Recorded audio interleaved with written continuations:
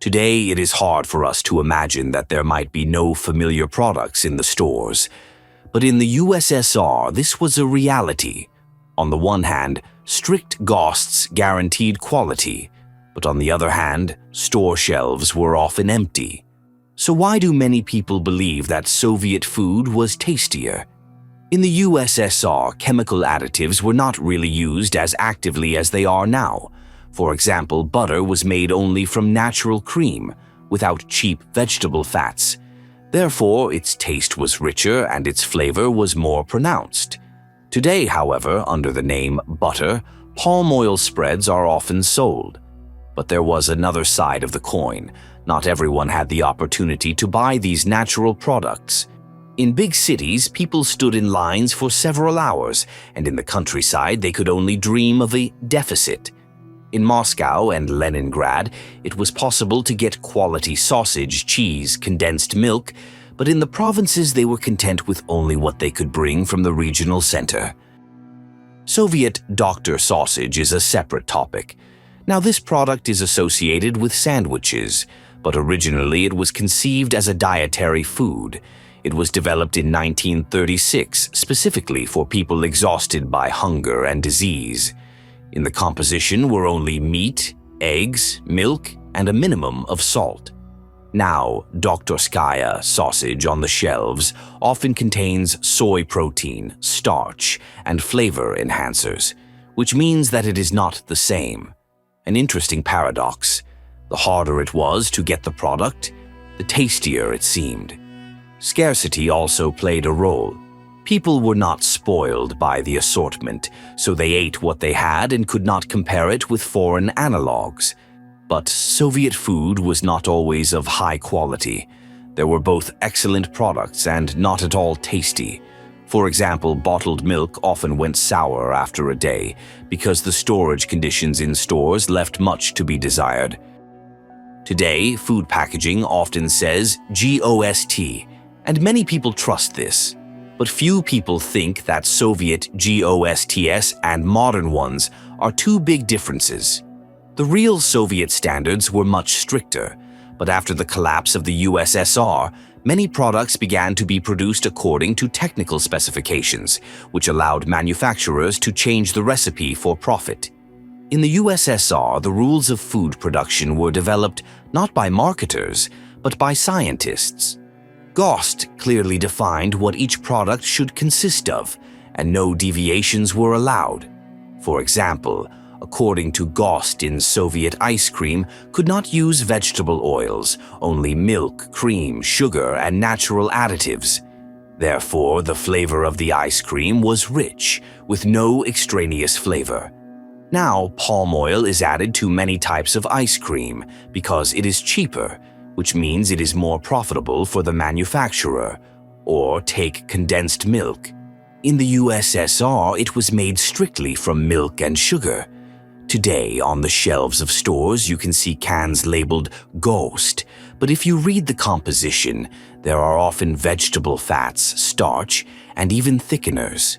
This is not the same condensed milk that used to be. In the 90s, manufacturers were able to produce products according to TU. Unlike GOST, each factory could write its own TEU. If you wanted to replace butter with margarine, go ahead. If you wanted to add more soy to the sausage, you could do that too. The main thing is that the product complies with sanitary norms. This is how it turned out that many Soviet products seem to have remained, but their taste has changed. Now, doktorskaya sausage may contain starch and additives, and ice cream, vegetable fats. This made production cheaper but affected the quality. Also, in the Soviet Union, there were strict checks on production, and today everything is decided by economy. But we should be honest, not all Soviet GOSTs were useful. For example, some standards allowed the use of large amounts of salt and sugar. And also in the Soviet products were not always strictly observed expiration dates. For example, old meat could be used in sausage if it had been heat-treated. But the most interesting thing is why even following Soviet recipes exactly does not give the same flavor. Have you ever tasted food labeled from a Soviet recipe and felt that the taste is still not the same? It would seem that the recipe is the same, but the food no longer brings the same pleasure. Why is it so? It's simple. Not only the technology has changed, but also the ingredients themselves. For example, bread in the USSR was made according to a complex technology. The dough fermented for a long time, natural leavening agents were used, flour was without chemical improvers. That is why loaves and black brick remained soft for several days and did not get moldy on the second day. Now, bread is baked much faster. The dough rises due to leavening agents and enzymes that speed up the process. As a result, the loaf seems to be soft, but the next day it becomes rubbery. And even if the package says Soviet baton, the technology is not the same, and therefore the flavor is different. Also, do you remember the taste of candy Red Riding Hood or Mishka Kosolapolyai? In the USSR, they were made with cocoa butter without cheap substitutes. Cocoa was more expensive, but they didn't skimp on it. Chocolate bars broke with a crunch, and the candies melted in your mouth. Today, many Soviet candies are filled with cocoa butter substitutes, such as palm oil or coconut oil. It is cheaper, but the taste is not the same. Real chocolate should melt at body temperature, and substitutes leave an unpleasant aftertaste. Even if the recipe is Soviet, modern ingredients only spoil it. Cows used to be fed natural fodder without growth gas pedals. Milk was fat, sour cream was thick, and butter was really creamy. Today, however, cows are often given mixed fodder and additives, which changes the composition of milk. The situation is similar with meat. In the USSR, a chicken at a poultry farm grew for 2 to 3 months. Now it grows for 40 days. As a result, its meat is less rich, and the broth is not so flavorful. Eggs have also changed. Before village chickens, yolk was dark yellow, and now it is pale orange because chickens are fed differently. And according to this, even exact Soviet recipes will not help if the very basis, the ingredients, has changed. You can make bread according to GOST, but if the flour, milk, and yeast are no longer the same, the flavor will still be different. Mass production spoiled the food. In the USSR, they relied on quality, but now on speed and cheapening, which changes the taste of products. But there are more shocking things. Did you know that some Soviet recipes are now banned? Many Soviet products have tried to return to the shelves, but their taste is no longer the same.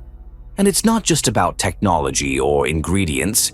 Some recipes are officially banned or changed because of modern laws and economy.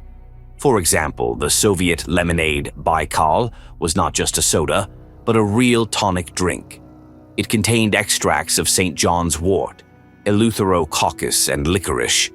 These herbs were used in medicine to strengthen immunity and increase efficiency. Now, in Baikal, from the original remained only the name. Manufacturers have replaced natural extracts with flavorings and flavor enhancers because it is cheaper and more convenient. And also, St. John's wort was excluded from the composition because it can affect blood pressure and reaction to drugs. It turns out that the very Baikal, which was drunk in the USSR, now simply cannot be released in its former form. Also, the cheese called Soviet was a real delicacy. It matured for at least 8 months, because of which it had a dense texture and rich flavor. Now, almost no one does such aging. It is long and expensive. Modern cheeses are made in 1 to 2 months, use gas pedals, and sometimes even add palm oil instead of milk fat. And the cheese just isn't the same anymore. It is softer, less rich in flavor, and spoils faster. And even if someone decides to make cheese according to the Soviet standard, the price will be such that few people will buy it. So why can't the old recipes be brought back? Modern laws prohibit certain ingredients. For example, St. John's wort has been excluded from the composition of drinks, and some types of preservatives used in the USSR are now banned. Natural technology is too expensive. Making cheese for 8 months or herbal lemonade is expensive, and producers work for the mass market, where timing and cost are more important. Many people remember Soviet food with warmth. Bread was more flavorful, milk was richer, and candy was tastier. But were the foods in the USSR really better, or is it just nostalgia for youth? Maybe we just think that food was tastier back then. Soviet foods were really different from modern foods. In the USSR, there were no chemical flavor enhancers, which are now added to almost every product. For example, today you can find monosodium glutamate in sausage, cheese, sauces, and even bread. It enhances the flavor but makes it less natural. In the USSR, such additives were simply not used. But there is another important point: the quality of water. The flavor of food largely depends on the water from which it is prepared. In the USSR, control over water was much stricter, less chlorine, no impurities, and consistently high hardness. Today, the composition of water has changed, and even tea with the same brew can have a different flavor.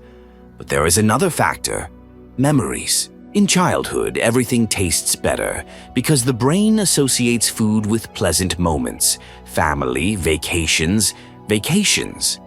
For example, the same dumplings or potatoes with a cutlet. It is not only the taste but also memories of grandmother who cooked them. Besides, in the USSR, the choice was small, and when you managed to get a good product, it seemed especially delicious. Now there is more food, but it no longer evokes those emotions because it is available at any time. As a result, in terms of quality, Soviet food wins. GOSTs were stricter, less chemistry, more natural ingredients. In terms of choice, it's better now. In the USSR, people could not afford the range of products that we have today. But if we put real Soviet products back on the shelves now, would people buy them today? Or has our taste already changed so much that they would seem bland to us? What do you think about it? Write in the comments.